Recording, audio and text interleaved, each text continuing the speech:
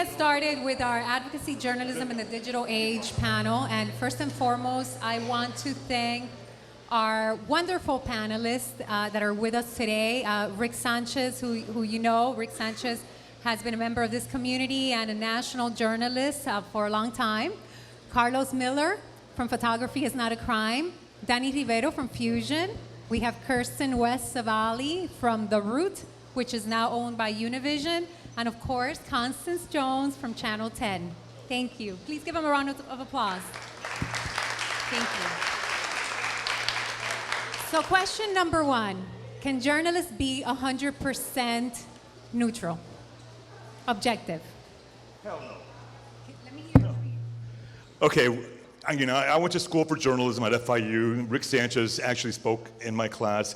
I remember that, and I had a lot of great respect for Sanchez. But we will talk about that in a second as well. But no, we were taught to be objective as journalists, but nobody is truly objective. Anyone who's smart is not objective. Everybody has an opinion. Journalists are generally smart people. They have an opinion. So in this new digital age, and this website that we're running, Photography is Not a Crime, is more about transparency than objectivity. People know our agenda. Our agenda is we're trying to keep police accountable. We're trying to teach people their civil rights.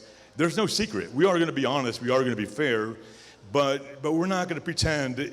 For example, if we see a video of a cop beating people up, we're not going to say, well, he allegedly beat that person up, because we see it, and there's no doubt. So why should we be objective? Objectivity was only a method for the major news stations to sell advertising. So that they wouldn't piss anybody off too much. What about the rest of you? Does anybody here think that objectivity, 100% objectivity is possible?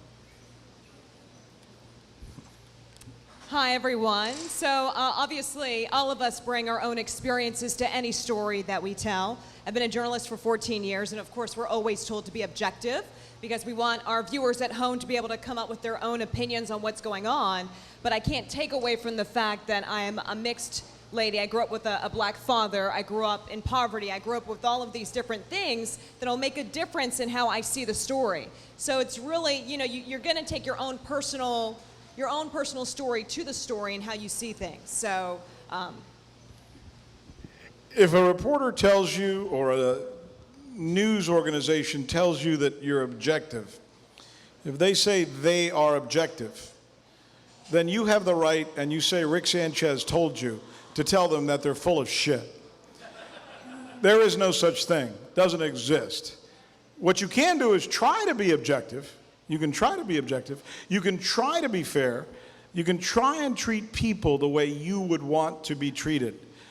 But let me give you the best example that I've always used when I speak to people about this. And this is one of the problems we have in our business today. And boy, we've got a lot if you're talking about news. Some of the best news today is on the internet, not on cable TV, certainly not on local news. I mean, it's incredible, but true. And I'll give you what I think is one of the best examples. You're interviewing two meteorologists, right? And one of them is saying it's raining outside, and the other one is saying it's not raining outside.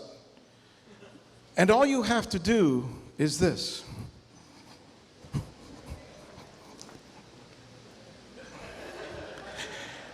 It's raining outside. Why did I interview two people to give me two opinions on something I already had the information for? So sometimes one of the problems that we have in our business is we get so caught up with what is the stupidity of those terms, objective or fairness, that we forget that we are allowed to use our own mind, and we're allowed to make objective decisions based on what we see. So be careful when people tell you that. I think in the end, everybody has a dog in the fight one way or another. It's our job, and this is what Cronkite said, and Cronkite was right. He said, as Americans, it's not our right to be informed. Let me say it again. Remember this and use it whenever you're at a cocktail party, before the third drink. As Americans, it's not our right to be informed, it's our responsibility to be informed. So it's really important that we know things so that we can go to Fox News, who, by the way, I have a huge contract with, and I'm very happy to say, and they're wonderful people, but I'll be the first one to tell you, Fox News leans to the right. MSNBC leans to the left. Did I get that right? And it's important to know that going in and then go and read a couple of other sources and find the truth somewhere in the middle. So That's Rick, it. let's find out where you all are in this spectrum. We're trying to lay the groundwork for what advocacy journalism is. And traditionally, objective journalism is that, if not 100% objective, it's that type of journalism where you try to get the other side of the story. Whereas advocacy journalism, you obviously take sides. So I want each of you to tell me what you do generally and whether you consider yourself, if not 100% objective, an objective journalist, or one that strives for that, versus an advocate journalist, and why? I think it's about transparency, and I think it's about honesty, and I think it's about leveling, and I think it's about letting people know that when you share an opinion, you are sharing an opinion. It's that simple. Would you say you're an advocate journalist or an objective journalist? If we're talking about my children, I'm an advocacy journalist. If we're talking about the Miami Hurricanes, I'm an advocacy journalist. If we're talking about FIU football, which I love, I'm an advocacy journalist. If I'm trying to describe something, generally speaking, I will do the best that I possibly can to get all the information, and then when I share an opinion, I will say I'm sharing my opinion. But no, I would not say I'm an advocacy journalist. Okay, and Carlos, what about you? I never considered myself an advocacy journalist using those terms, but when I first started the website, people were calling me an activist. And it took a few years for me to actually accept that term, because as a journalist, you're not supposed to be an activist. But at one point, I think it was in 2010, when after I was barred from the Metro Rail for taking photos, and I led about 25 photographers into the Metro Rail in protest, that's when I had to accept the fact that, yes, I am an activist. And I've come to the conclusion that true journalism is true activism, because you are trying to make a change. I mean, if you're not really trying to make a change with journalism, then you're just informing people. So the journalism that is trying to make a change, and it could be investigative reporting that's done by the Miami Herald, which they do well. They've been doing the prison series. That's advocacy journalism. They might not say that, but it's to activists want change, and that's what we want to do. And really quick, tell us what type of journalism you do and what you have been covering since way before it was fashionable and it had. Yes, photography is not a crime. It started after I was arrested in 2007 for taking pictures of police officers in Miami. I was beat up, I had my head bashed into the pavement, I was thrown in jail, I had 9 misdemeanors against me, I was thrown in jail for 16 hours. So, no, I'm not objective, sorry. I mean, that shit went out the window that day, sorry. And that's it, so that's what started the website. And when I started the blog at the time, it was to proclaim my innocence. It was to get the word out on my story, because I don't have the guns or the badges or the power. The government has a lot of power, and they have a lot of resources, our resources. So I started writing my blog to defend myself, because they were not dropping the charges. And then I realized that people around the country were having the same issue, because this was 2007, the same year the iPhone was introduced. So this was the first time in history that people had the power to shoot video and upload it within minutes, making them journalists, even though maybe they never spent a day in journalism school or in a newsroom. And so things started changing. And my website became the platform for those, because the mainstream media was ignoring those people. They didn't care. And I used this opportunity to bring Rick into it, because I wanted to do that.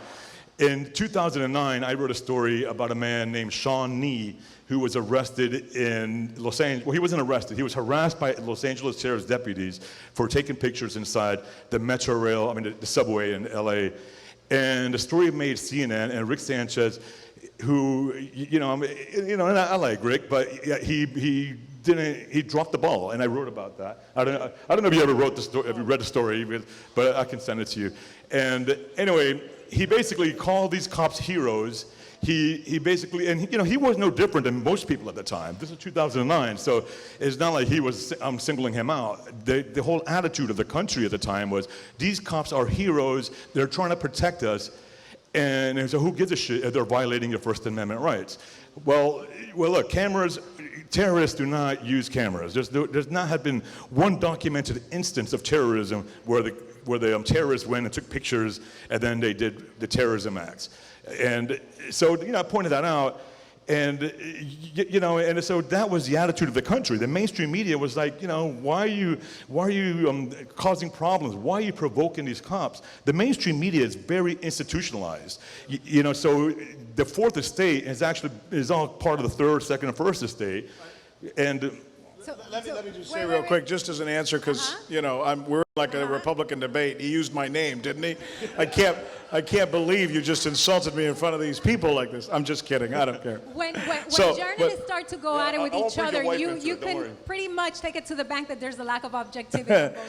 Let me just say this. I can't recall that specific story, but sometimes I think we jump on bandwagons based on what we perceive as citizens, because oftentimes journalists don't give us enough information to be able to understand what just happened, what transpired between a citizen and a police officer.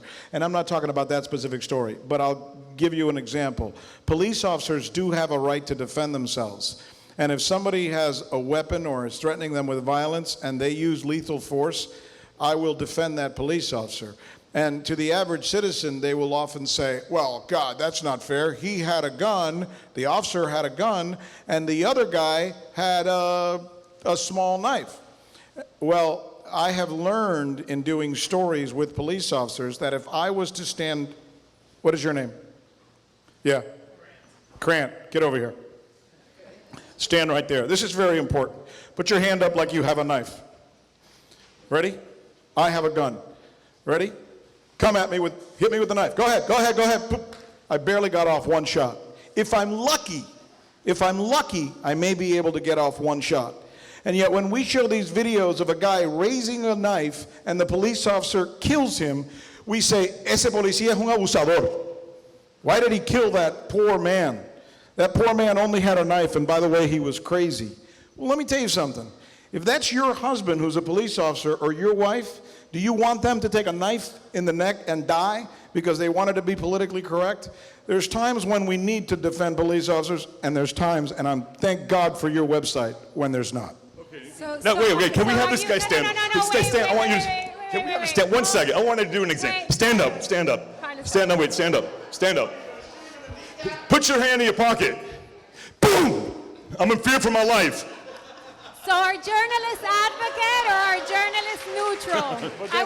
But that's a different story. I want a show of hands here. How many of you think that journalists are truly objective after seeing this showdown?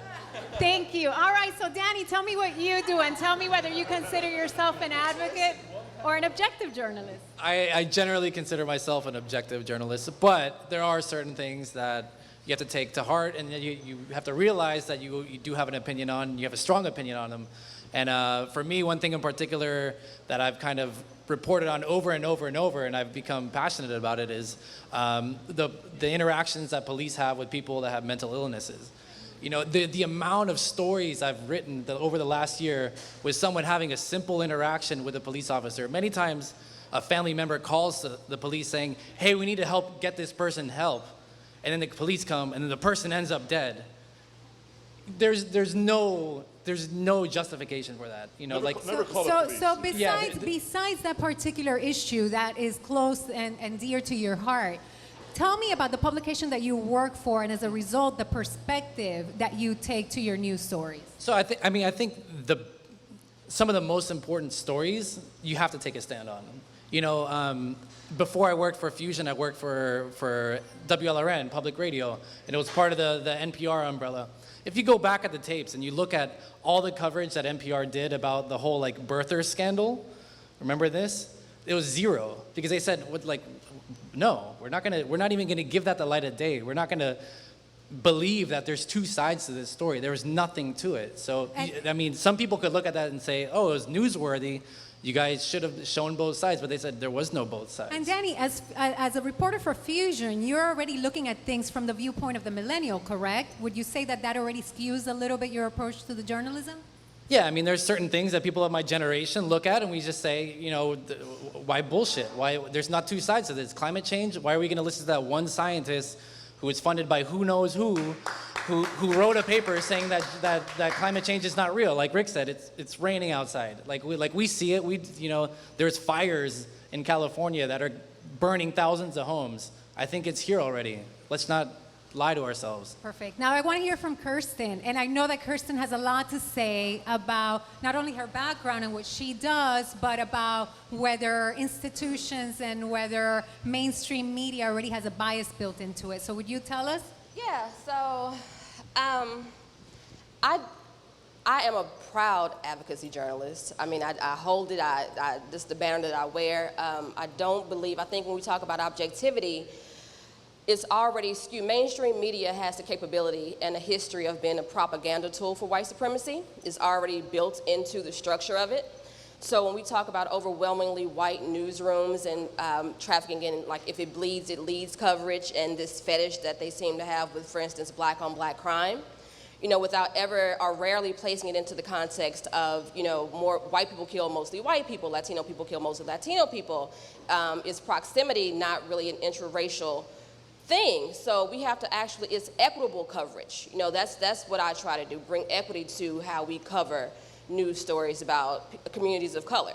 So when we talk about fair and objective, what tends to happen is we affirm these images, we affirm this idea that black people in particular are innately more criminal or prone to violence than other people, and that's really what I try to combat in my coverage. And you told me when we spoke earlier, you said fair and impartial means let's respect the system.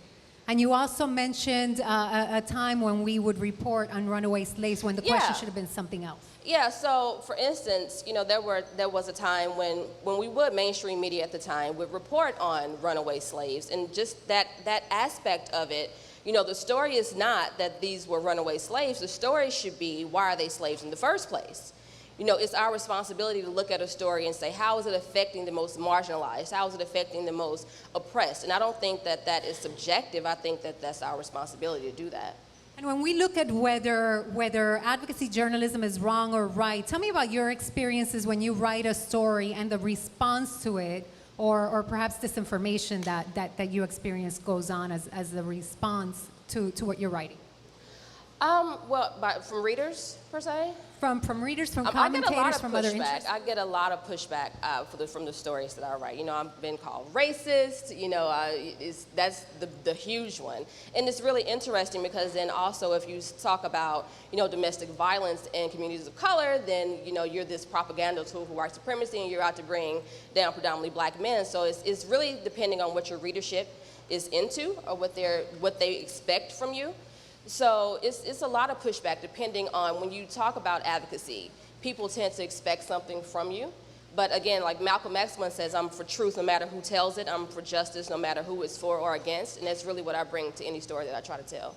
And now, Constance, you're the one that tries to be a little bit more objective. You do more of the mainstream.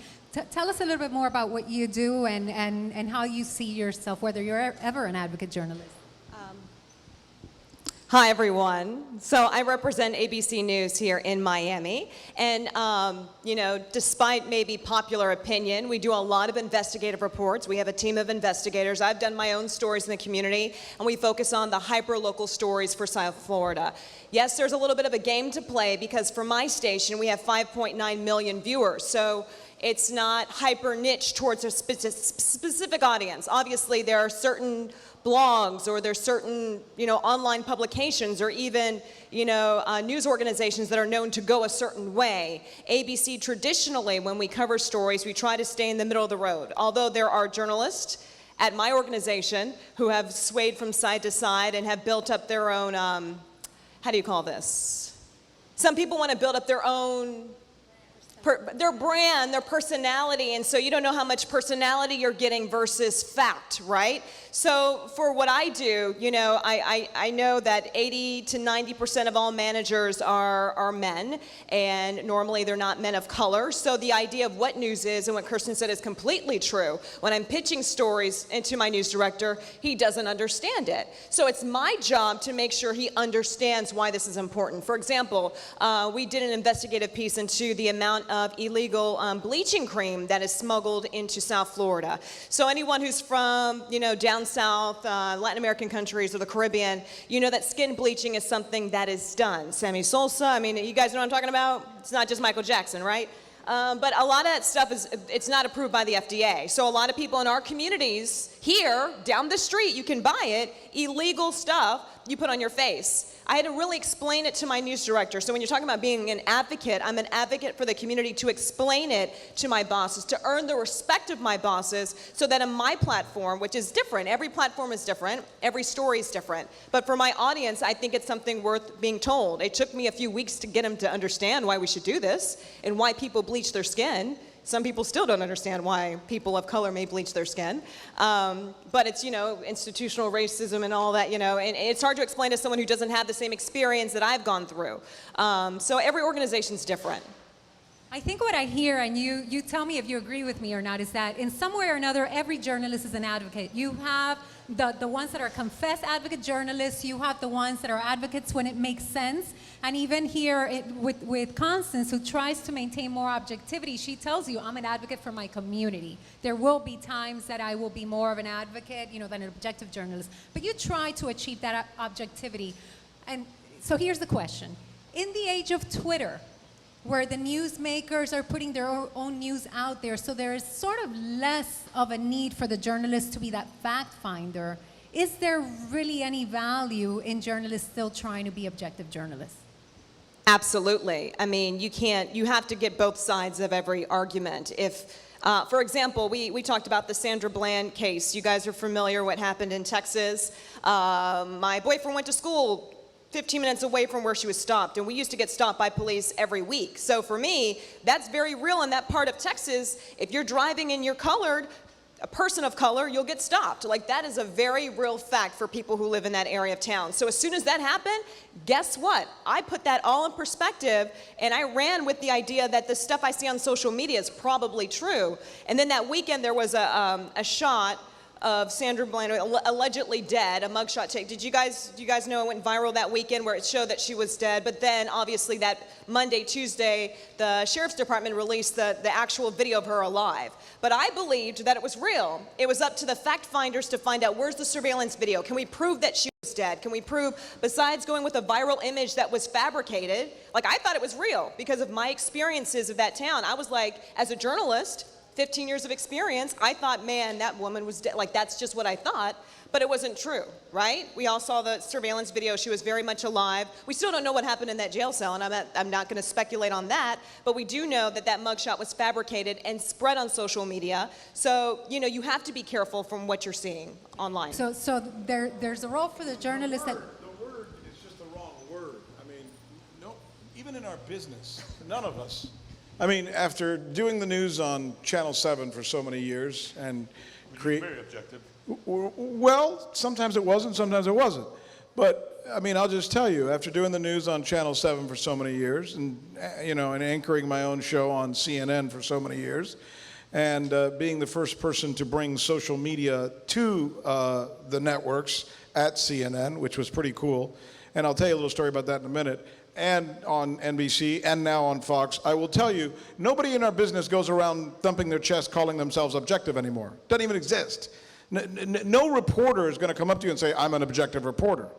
What they will tell you is that they're going to try to be fair. So when we ought to lay off the word objective and replace it with the word fair, because I think that's really what... And we're limited by language, because on the other hand, there are journalists and there are people in general that cringe when they hear the word advocacy, but yet there is some advocacy. So we are limited by language. You're absolutely right. There is advocacy journalism. Yeah, but the opposite of advocacy journalism is not objective journalism, it's fair journalism. But there's journalists that think that there is no advocacy journalism, that they would never view themselves as advocates, and so they have a problem with the language. I'm talking at the very two extremes. Of course. So granted, you're right, we're limited by language. What I'm trying to do right now is to establish in the first half of our conversation, what is advocacy? What does it look like? Where does it exist and how does it exist? Yeah.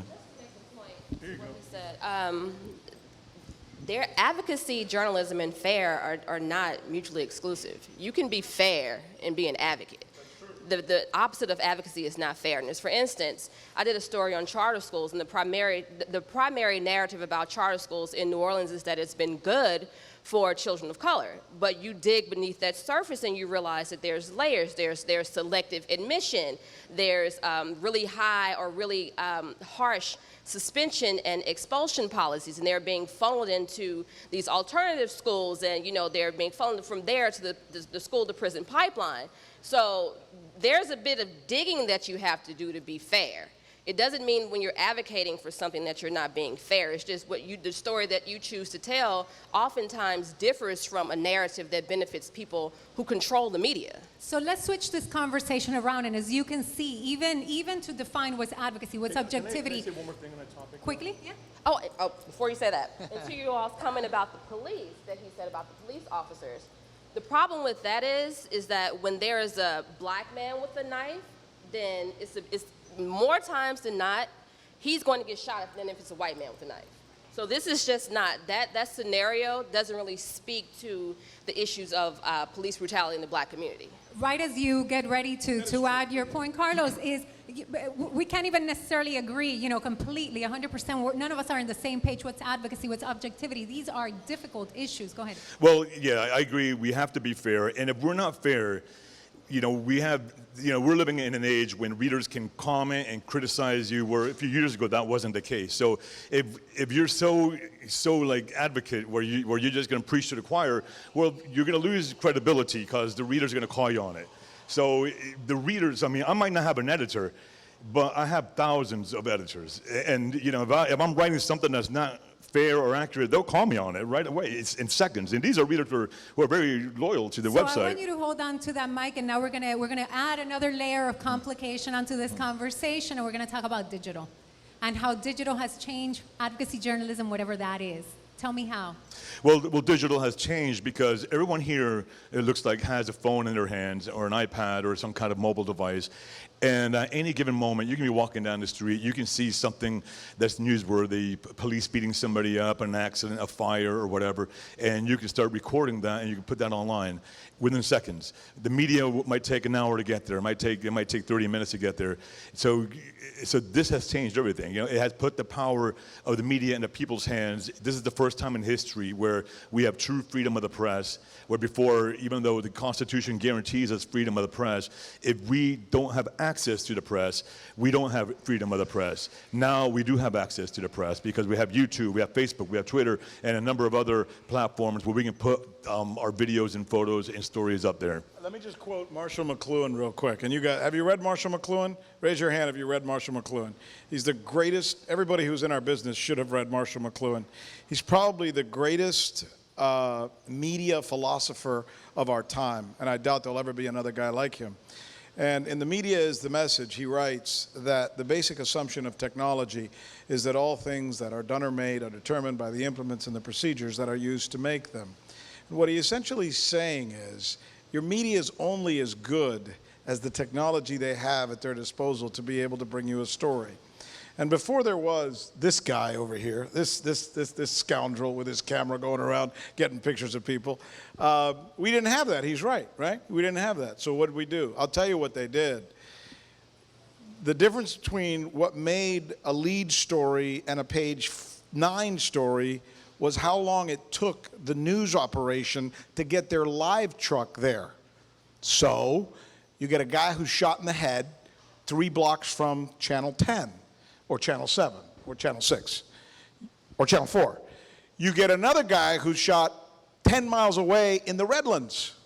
Which one will you be able to send your live truck there and have as your lead story a murder in Miami for? Raise your hand if you think it's the one in the Redlands. Raise your hand if you think it's the one 3 blocks away. Exactly. Even before there was social media, the determining factor for covering a story often had to do with your ability to get there. Do you have a helicopter? Do you have a live truck? Can you get there in time? And sometimes the guy who died in the Redlands, which was a much better story. It happened to be a real unbelievably intriguing story about a guy who came from Cuba and then he hated his mother and shot his mother and the mother-in-law came and whatever, right? The guy 3 blocks away was in the inner city. And he happened to be an African-American guy in a place where there's crime all the time, and the news station gets so used to going there because their station is next to the inner city, so they cover that story. sometimes, if you think back to the way Marshall McLuhan said it, we are creatures of our technology, and that is what determines what we do and how we cover stories. And thank God today that there is the technology that this man introduced us to, and Twitter, and Periscope, and all those things which I think will only make us better, and it will also keep the guys, you know, the guys on cable news and local news and all those people in check and force them to do their jobs better. So it's now the story. I do want to say one more thing too. You know, in 1992, a man named George Holliday he just bought a camera. This is before the internet, and he went on his balcony and recorded a bunch of LAPD cops beating up a man named Rodney King.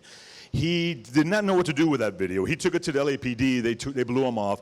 He took it to a couple of news stations, and I think they paid him $500, and the story just blew up, and everything. It really had a huge impact on everything. But nowadays, he would have put the story up online without we cut out the editor, we cut out the news station, and that's what. Bruder, the guy who filmed the Kennedy. death of President Kennedy, turned it over to the police. They took out all the clips, released it many years later. Could you imagine today if he had been able to put his film out right away? Anthony Zapruder, who shot the assassination of John F. Kennedy. But does the story Yeah, now he is the first become- citizen journalist, by the way. But does the story now become the guy 3 blocks away, the guy in the Redlands, or Rodney King? Or how does the story change when you have 1,000 more of those? Because people are uploading it to YouTube. Well, I talked to an attorney. I talked to an attorney the other day who started this national group for attorneys who cover police misconduct law, and he just started a group for that for people who cover that kind of law. And he tells me since about 3 years ago, it's been exploding as just a part of law. It's been exploding, and he says that's strictly because people are videotaping things. The fact that everyone has a video camera in their hands now, it bolsters all those claims that people have, that maybe you said this happened, you have no fact to back it up. You know, the video is fact. The video does make cases. So, I mean, it is becoming, you know, it's changing the law as we know it. On the flip side of that, you know, as someone who's attended many protests, and some of them are very intense protests, like, I don't know, I was in Ferguson a couple times last year, and just the feeling of being in there, it's very intense. And it's kind of on the I don't want to call it a bad side, but it makes it more tangled. You have live streamers standing right in front of the police line, yelling things. As a journalist, I would, like, if I'm at a protest, you don't say anything. You look, you watch, you take your notes, whatever. You don't say anything. But you have these people filming things, screaming things, and then the cops are like just spraying everyone. You guys are all agitators, you know, and then it complicates it because you have people that are not trained. They don't understand the ethics. I have a big press badge. I know what I'm doing here. You know, I'm not saying you don't know what you're doing here. I'm not saying there's not value in that, but it's confusing the field. So you're saying wittingly or unwittingly, what's going on to a certain extent is a fabrication of the story, because it's not the facts, is the way that the players are reacting to maybe my behavior as a citizen journalist. Yeah, well, I mean, I think the point of what I was saying is that if there's a protest and there's 100 people there and 100 people have cameras, that's not 100 journalists. It's not. I mean, I wouldn't say that I'm going to give the law the ability to say who's a journalist, who's not a journalist, because that's not, you know, But that's not their. Recording the truth, though. It's recording the truth, but it's obfuscating the fact that that's not 100 journalists. Well, wait a minute. There's. They're not recording the truth. Let's not go so far the Well, other way we have the that we're Rodney willing King to give up. example. He recorded the Some truth. clown can show up there and shoot it in such a way, and sorry, if you and have- hold if you have on. Hold on. Some clown can show up there with a camera and shoot it in such a way so that he purposefully edits it to make either a citizen or a police officer look bad, and then worse, goes home to his little PC or his MacBook Pro, gets on an editing system, and actually changes it, and then releases it online and says, look what I saw yesterday. If we're not using our buyer beware instincts and being careful and saying, just because some guy says he shot a story, that doesn't make it true. So let's not go so far the other way and say, every citizen... wait. I would Oh, like to wait, say- no, can I before- say on one that thing? note- Please, can I say one On thing? that- wait, You no. guys, no, seriously, one thing. So you guys remember the shooting that happened in Miami Beach during Hip Hop Weekend, right? Yeah. The police shooting where dozens and dozens of rounds of bullets went right into a car and killed a man, right? We had one video that was shot from overhead from a balcony that showed that. This is when technology was like evolving. We're getting this video. All the stations went crazy with this. This is before Ferguson. This is before, you know, this police. Do you guys know the story, right? Do I need to explain what hip hop? Yeah. So. Yeah, there was another guy who was recording who had a gun pointed to his head by Miami Beach PD and had his phone seized. There was a local 10 videographer who had his. There. Yeah. That's what I'm trying to say. That night I was there when that happened. My photographer got accosted by a police officer. I got yelled at when I was behind the car when the shooting was happening. I was running for my life. So I will say the images. I will say, generally speaking, if I'm trying to record what's happening, I want to speak the truth. You know, I know there are some people who have an agenda, but just witnessing it myself down the street, you know, there is no agenda for me to say, hey, I survived a drive-by, but police shot at me. There's nothing in that makes me any better than the next person. You know, I would hope that, generally speaking, those people who are pulling out their cameras, they're trying to get the truth out there. You know, whether you're afraid or not.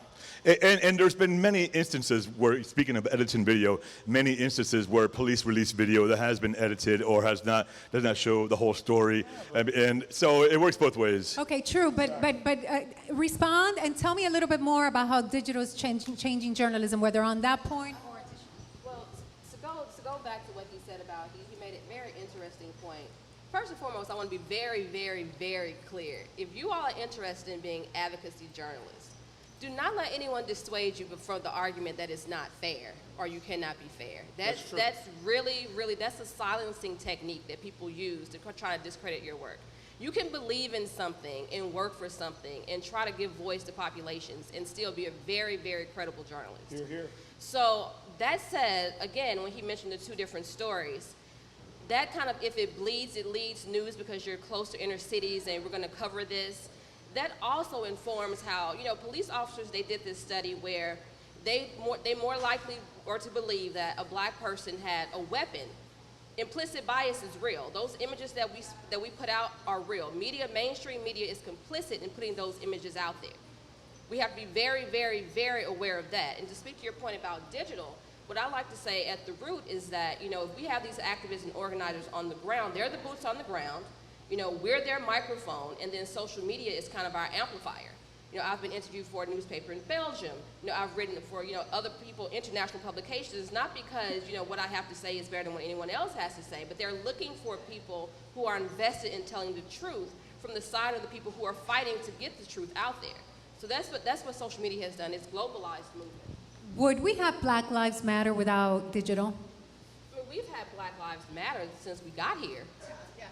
So, you know, I think it would not be as amplified as it is today. I think that, you know, social media has played a huge, huge, huge, huge role in amplifying it. You know, we mentioned, what if it was if we had Twitter during Selma or, you know, the Watts riots? You know, what impact would that have had on the country, on the world? You know, Martin Luther King had a tactic where he would go in and say, you know, we're going to make sure the cameras get here because we need to raise awareness of what's going on down here in Alabama.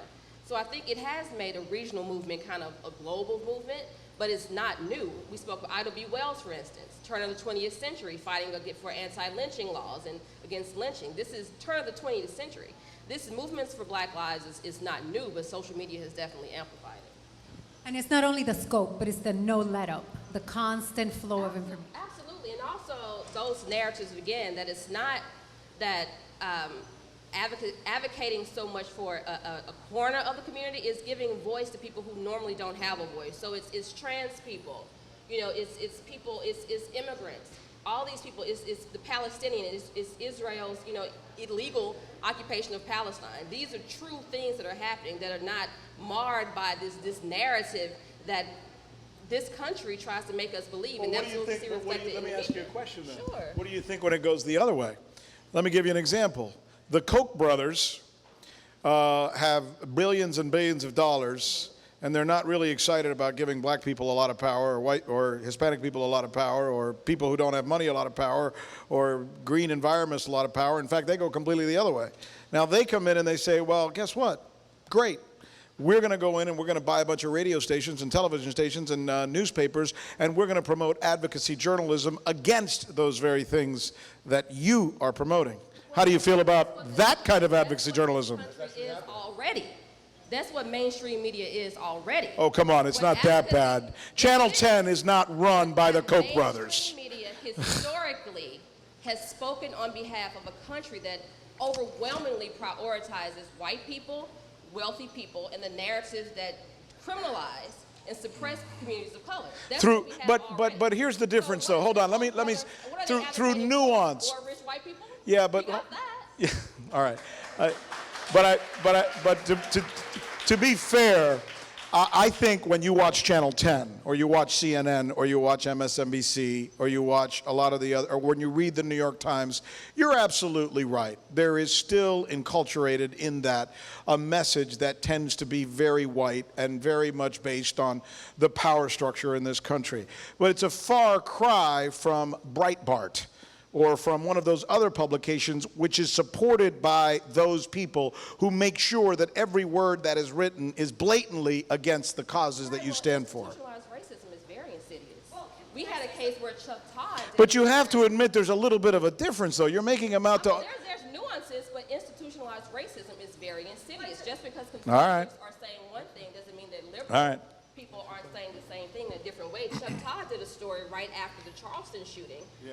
And instead of focusing on Dylan Roof and white supremacists going into a black church, he ran a clip about black men in prison who were crying over murdering people. Would you would say Channel 10 and CNN are both institutionally racist organizations? I'm saying it's the whole culture of mainstream media is an institutionalized racist organization. And I'll say, because I've worked in a newsroom where I was the only person of color, Hispanic, black, whatever. I worked in many newsrooms, and that South Florida is an anomaly. This is not how the rest of it, right? If you work, especially for Hispanics, for people of color. So I've been that one voice in a newsroom where I'm like, you know, not all black people are bad. So I feel like to fight the system or to be an advocate in a way, you have to find, like for me personally, I find a way to sneak the story on air. I believe that my platform with ABC and the reach it has, I have to deal with a lot of crap. I deal with a lot of racist coworkers, and I said that, yes, that it's real and it's across the country. I feel like I have a more powerful voice if it's coming from there than a niche media. So I deal with a lot of the stereotypes, and there's a lot of negative things said about ABC and about maybe my particular station, but I feel like my voice is more powerful coming from there than, say, if I were at something more specifically geared towards one audience, right? Does that make sense?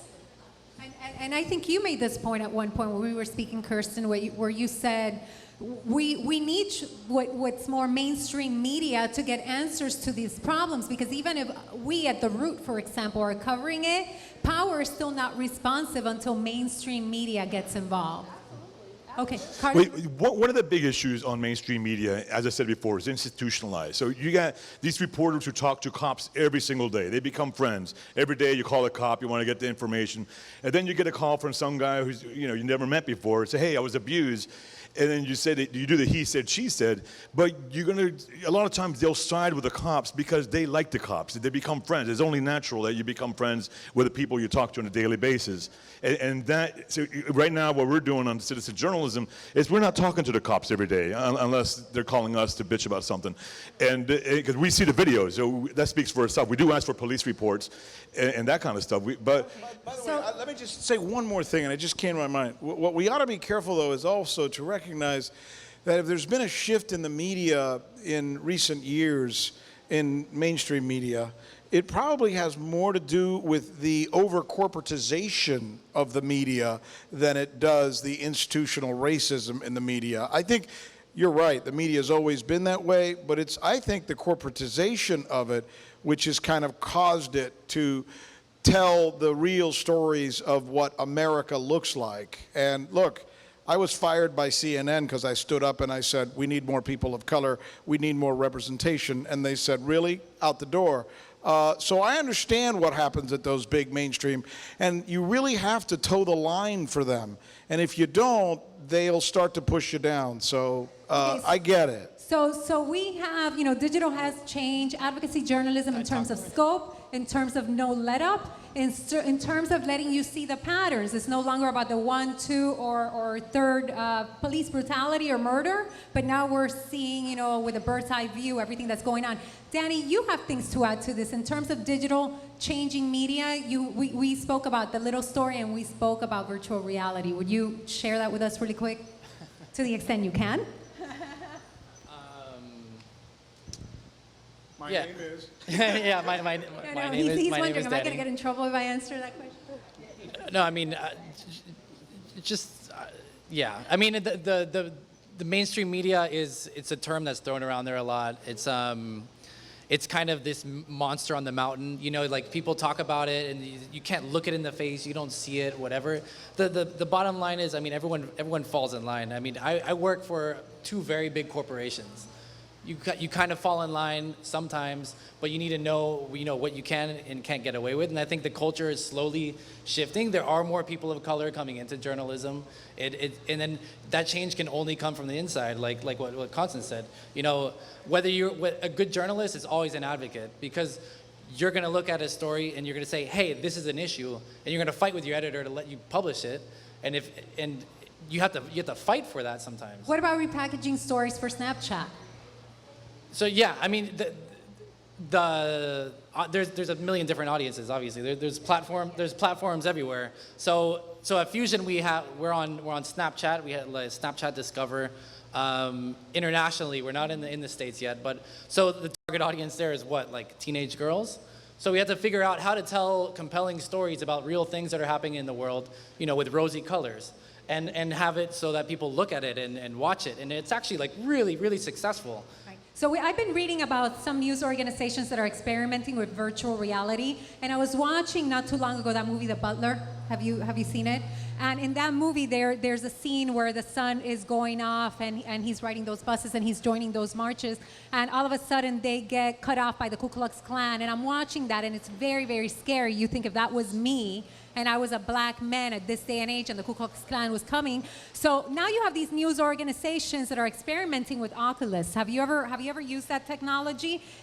If you've used it, you know it's very powerful. Like, you really feel you're there, and you feel you're experiencing that. Imagine how we can get into another person's shoes when our stories are told through that kind of technology.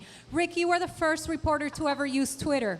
Yes. Why? And what did you find that did for you? I was bored. I had nothing to do, and I figured, you know, what the hell? Let's try something new. Nobody's watching CNN anyway.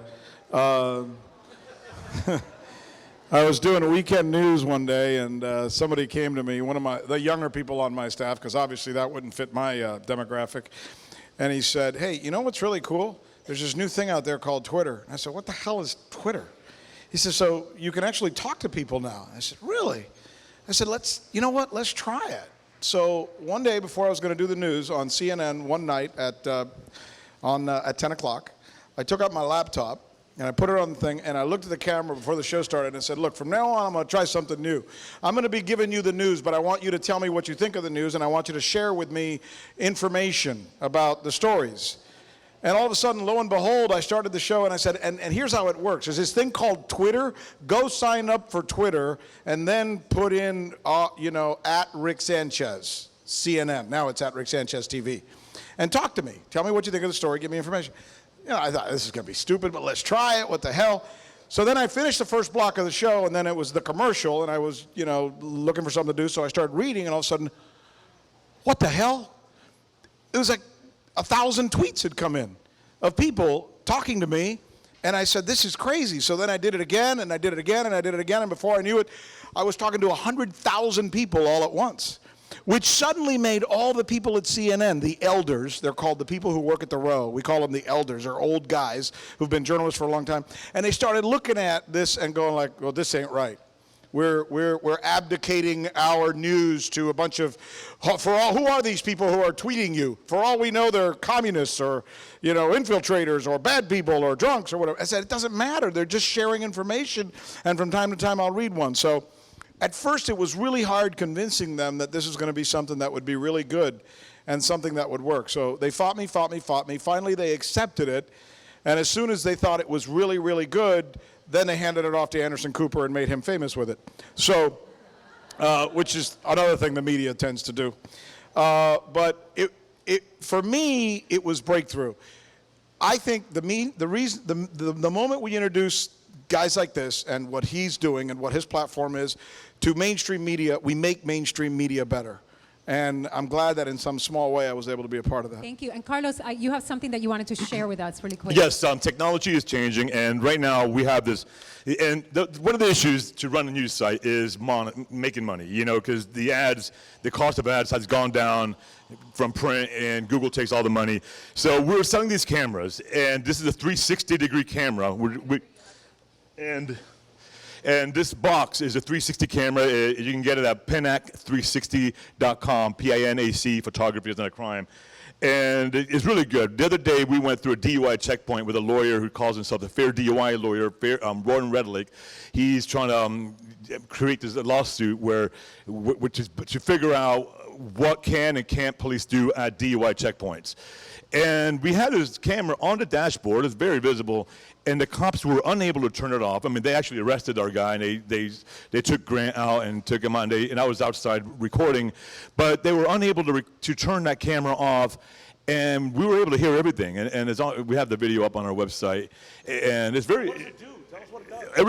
It records, man. It records. We're recording right now, but in 360. So it gives the viewer the opportunity to go through on YouTube and to twist around, to control the viewpoint, or you can put it, you can stack it. You have different options on it, but it records in 360. 360. So that's it. That's basically it. So it's recording everything right now, all of us. Periscope with it? No, not yet. Search for cameras? The white one. And so it's shooting, like it shoots the whole room. It shoots the whole room. Oh, there it is. Oh, that is so good. I think Rick is buying one. Yeah, we'll give Rick a discount.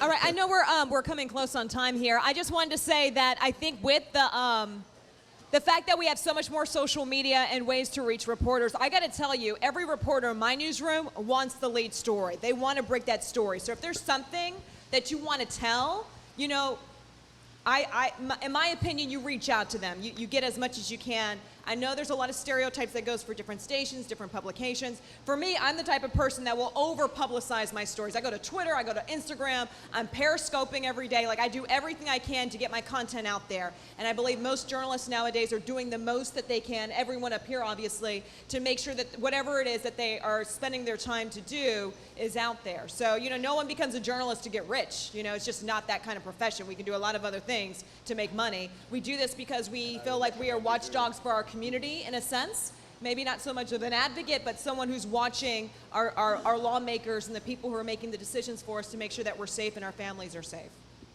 Yeah, so if we can just even look at the makeup of this panel, we have someone who's been in CNN and Fox, and then we have police looking at police misconduct and Fusion, and you dealt with racism in your newsroom, and I'm at the root. This is what social media has done. He's a big voice. He's a big voice.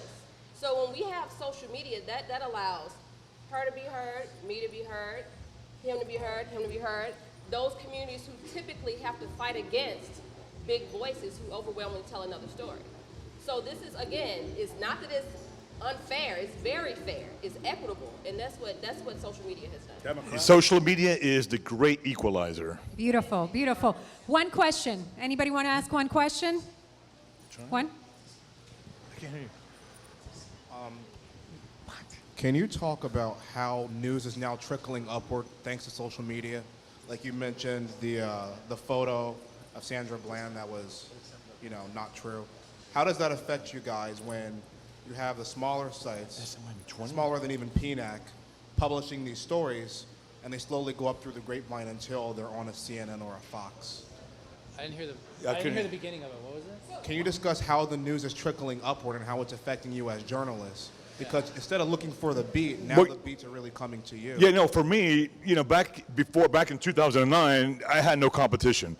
I would write the stories. I could, someone sends me a video, I'm tired, I'll write it the next day.